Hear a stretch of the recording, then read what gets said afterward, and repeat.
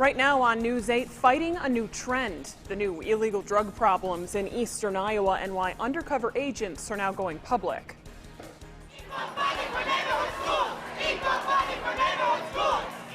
And demands for funding, why protest groups have finally lost their patience, and how lawmakers are handling a big deadline.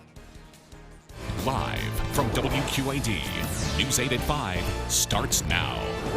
Good evening, I'm Jim Mertens. And I'm Denise Hanitka. Thank you for joining us tonight. Illinois Democratic House Speaker Michael Madigan won a key vote on his 2017 budget plan today. It passed with a 60-53 vote.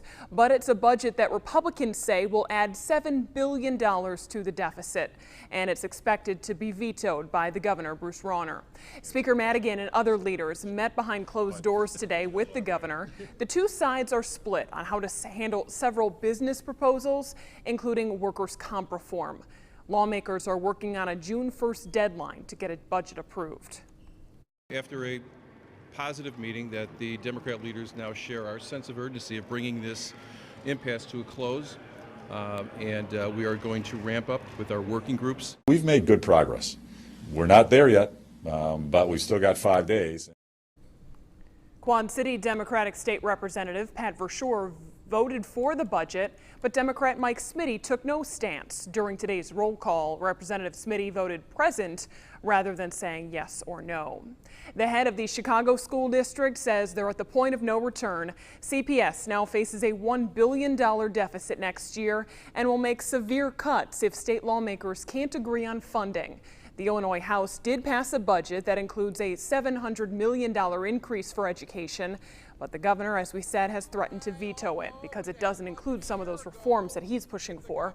Lawmakers adjourn next Tuesday. Illinois' rural school districts are being urged to cut costs by merging, but will it? Will the cuts actually be made? Well, there may be lessons in our area, as Kewauney's two districts consider becoming one. A dozen years ago, after schools in Monmouth and Roseville did consolidate. News 8 is keeping watch as we try to build better schools. And tonight, John David shows us why consolidation can be good for academics, but bad for saving taxpayers' money. Students are old enough for finals at United High School. You guys probably don't even remember the consolidation. But they're too young to remember when their district formed in 2004. It was a long time ago. This room was actually my second grade classroom. Science teacher Danielle Sprout remembers. Of course, students at that age don't like change at all. Passing periods still trigger shudders. She experienced consolidation as a student and became a teacher there. Really? All of a sudden, all these more people, crowded hallways. But these youngsters at Weathersfield Junior High are caught in a political struggle that threatens school funding. It's going to come to a point where school districts are going to have to close their doors. As Kewauney and Weathersfield consider merging, a decades-old rivalry could be ending. Take the good from both schools, combine them together, and make something even better. Consolidation, though, rarely saves tax dollars. Our tax rate didn't go down for either district when we consolidated. When Aledo and Westmer school districts merged in 2009, the Chicago Tribune reported that the new district saved just $500,000 out of a $14 million budget. Kewauney and Weathersfield residents would also pay higher taxes, just like United taxpayers do. They're still paying more because our costs are going up and their values are going up. While consolidation brought a lot more students to these lockers, it really didn't save taxpayers any money. But without consolidation, it could cost a lot more. Square to the square root. This algebra class proves there's power with numbers, academic benefits that add up with consolidation. And we had more options to choose from, and we got a wider range of different things. And it didn't make our class sizes so big where you're overwhelmed, but it added numbers. We've had some luck too. A dozen years ago, football became the great unifier. The first United Red Storm football team brought home a state championship trophy. I'm so happy that the fans and the community got together to form this. We gave people lots of opportunities that year, that's for sure. I urge your acceptance of the petition. Cost savings means reducing staff. Weathersfield and Kewauney may decide soon if the time is right. Kewauney has the nickname of the City of Choice. I don't think it's a negative that we have 2 school districts. It's time to be one school. As teens eat lunch and wear school shirts, high above them there's a triple tribute. Jackets from Warren, Yorkwood, and Alexis that became United a dozen years ago. And really go into it with a positive, open mind. I think the possibilities could be almost endless for them. In Monmouth, John David, WQAD News 8. Thanks, JD. Voters from Kewanee and Weathersfield schools should find out soon if consolidation will be on the November ballot. An independent group has pushed the consolidation, while the Weathersfield School District says it has no intention of joining with Kewanee. Voters in both districts will need to pass it for consolidation to move forward. Just days away from their high school graduation, some Rock Island seniors returned to their old elementary school today to inspire the next generation. Dressed in their caps and gowns, the seniors returned for the grad walk. The group paraded through the cafeteria, through the playground, and the hallways of Thomas Jefferson Elementary School. The younger students all cheered them on, giving high fives along the way. The walk was a chance for the seniors to look back while also proving that graduation is possible. It was really cool because I really want to graduate from high school, and it was just so cool to see people that were older, and it was just awesome. The Rocky seniors then stayed for lunch with the grade school students. They'll graduate on Saturday night at the iWireless Center. Well, the power is back on, but the cleanup is just starting in parts of northern Iowa. This is what it looked like in Olwine this morning after 87-mile-an-hour winds knocked down trees and power lines. The storm rolled through the area around 5 in the morning. At one point, more than a third of Alliant Energy customers in Fayette County didn't even have power. Workers were out quickly to try to get all the damage cleared. Wind gusts also knocked out a couple semis that were on highways near Waterloo.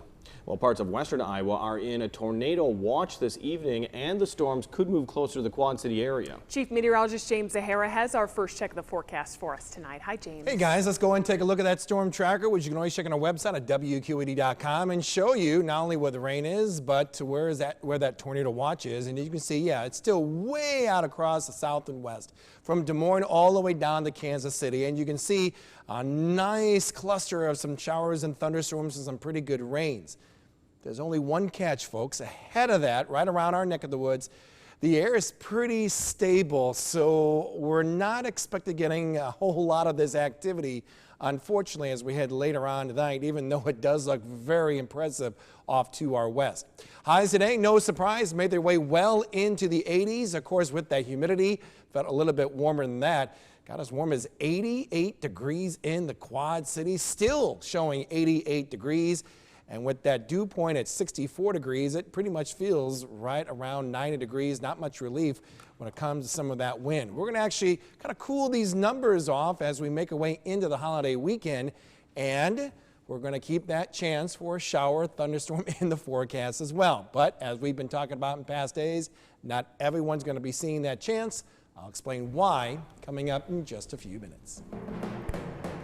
Thank you, James. Donald Trump appears to have locked up the Republican presidential nomination. In your Voice Your Vote coverage tonight, ABC News reports Trump has the 1,237 delegates he needs to be elected the nominee.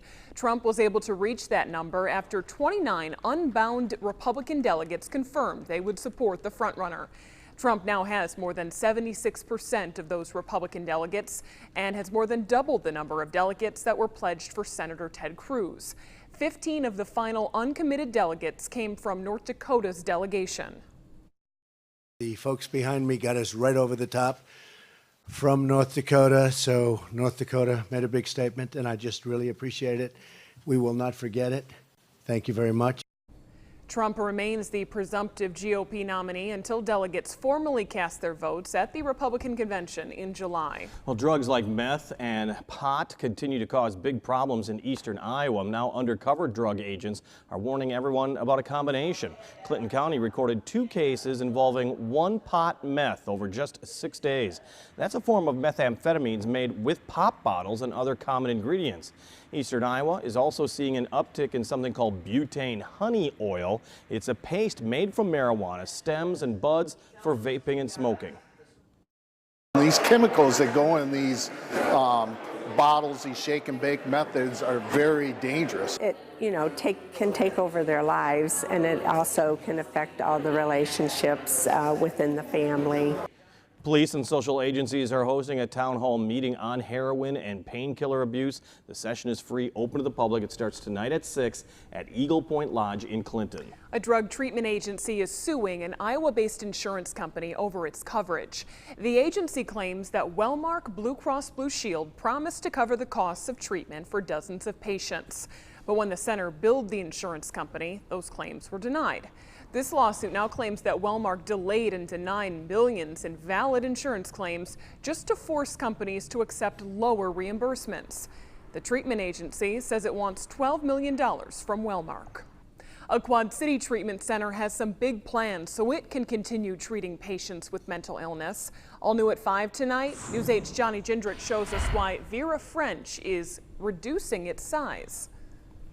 Hi, Denise. Groundbreaking today gathered Davenport community leaders and Vera French staff to kick off the construction of a new 15-bed residential facility called Sheridan Springs. It's one of 2 residential facilities that will take the place of Vera French's Pine Knoll location, which has 60 beds. They're being built because of a federal rule that requires some mental health facilities to have no more than 15 beds. The new facilities are hoping to provide some residents more freedom. We offer people a lot of careful structure at Pine Knoll. The movement in mental health is away from that and allowing people a lot more choices. The Pine Knoll location will remain open until both 15-bed residential facilities are up and running. The second building will be a remodel of the current Meadow Lawn location. Thank you, Johnny. And Vera French still needs funding for that second building. Still ahead at 5, quick recovery. The new information about the Bettendorf Library's water damage and when the library can reopen. And we're going to try and time out some shower and thunderstorm activity as we make our way into the upcoming holiday weekend. We'll tell you when that chance will be taking place for some, when that chance will be not taking place for others, I should say, right after the break here on News 8 at 5. You are watching WQAD News 8 at 5 with Jim Mertens and Denise Anitka.